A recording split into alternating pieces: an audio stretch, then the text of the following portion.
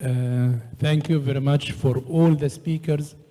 And for the sake of time, we are allowed one question for each speaker from the audience, from the floor. The first speaker, Dr. Ahmed Khairi. Any question for Dr. Ahmed Khairi? His message is clear.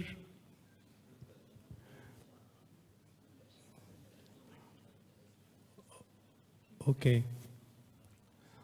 Second speaker, Dr. Tamer Khafagi. Is there any question for Dr. Tamer?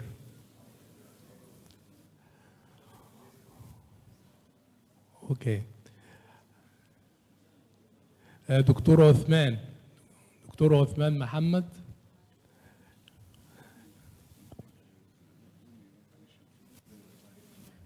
Yes. Dr. Osman, I want to ask you about the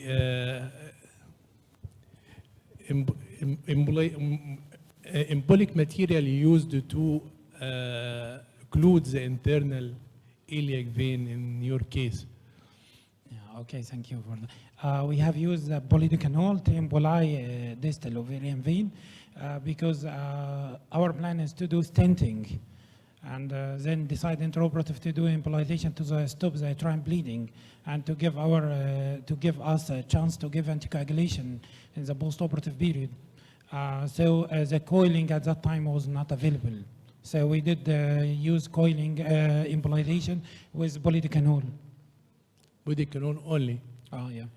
Yeah, it is enough for this size to occlude the... We put our catheter more distal in the atrial plexus, actually. You don't using a gel foam or something like that? We haven't used it. We have used it in a couple of cases, but not in that case. Yeah, and it takes, you do recurrent, you do sequential sessions or one session only? For this patient, it's just one session, and now she is 8 months post-operative, and no more bleeding, and she is seeking for another child. Okay, thank you. Thank you. Dr. Mohammed Al-Ma'dawi. Is there any question for Dr. Mohammed Al-Ma'dawi? Yes. Dr. Ayman Al-Samaduni. Dr. Ahmed Said. مايكروفون لو سمحت الدكتور. Dr. Ayman, I enjoyed your case, and I would like to ask you when and when not do you recommend to do an AV fistula in conjunction with the procedure? All right. Actually, it is a determination of the flow.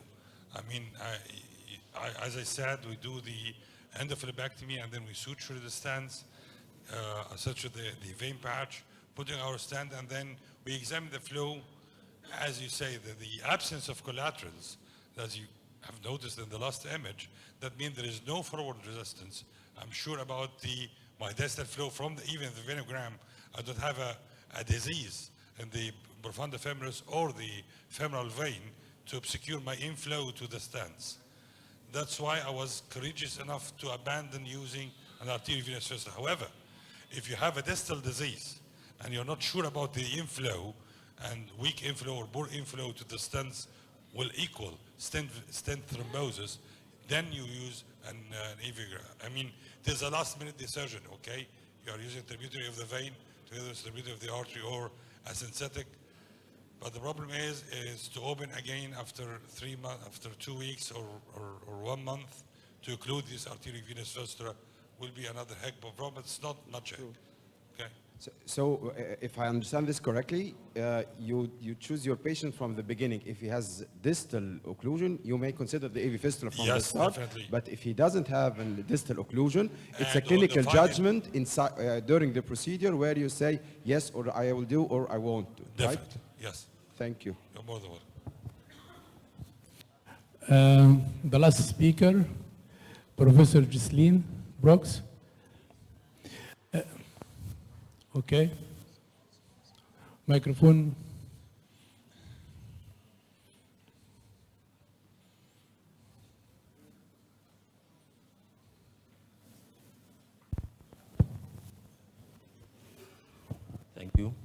I would like to ask about coil migration to the application. How to deal?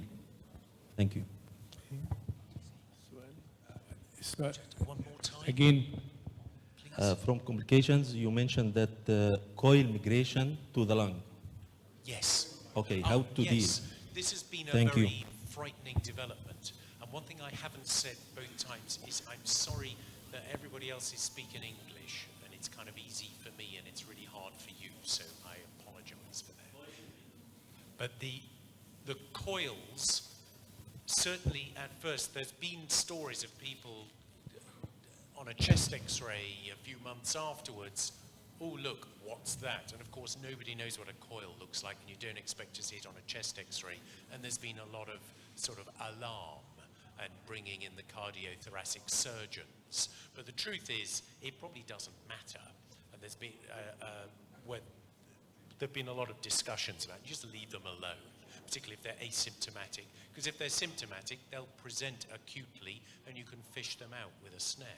But if they're not symptomatic and they turn up on a chest x-ray, you ignore them. It seems that the rate of migration of the coils is somewhere around 1 in 200 cases, in as much as there is evidence in this field. It's quite rare and it's almost entirely asymptomatic. It just looks bad on a chest x-ray. That's as much as I've got. okay, Professor Brooks, I also need to how to select your embolic material for such cases. You begin with the fluid material, or you selecting coiling of the case according to the size of the vein, or what's your decision for this Oh, I see. pelvic? Oh, my standard tool is an interlock detachable coil of 12 millimeters diameter, 40 centimeters long. And where there is a territory with a single outflow vein, a territory that is refluxing, I will block it at its source with a coil nest. If, on the other hand, I find myself in a refluxing sort of sponge of diffuse reflux, I will tend to use foamed sclerosant. Yes. And in addition, in combination. It's not an either or. And there is a huge lack of evidence in this. I think where the people have got into problems that I've seen and been involved in the discussion, it's chasing the reflux too far down the vein. You don't want to block off all the veins, you simply want to relieve the pressure from above. So where there is a passage down to the refluxing veins, block it off. But don't take all the distal veins out, because you can get into problems there. Okay, thank you very much. Thank you. Now we reaching the end of this session. Thank you for all the speakers. Thank you for chairpersons and also for the audience. We continue now for the opening ceremony, and we all invited to this session. Thank you very much.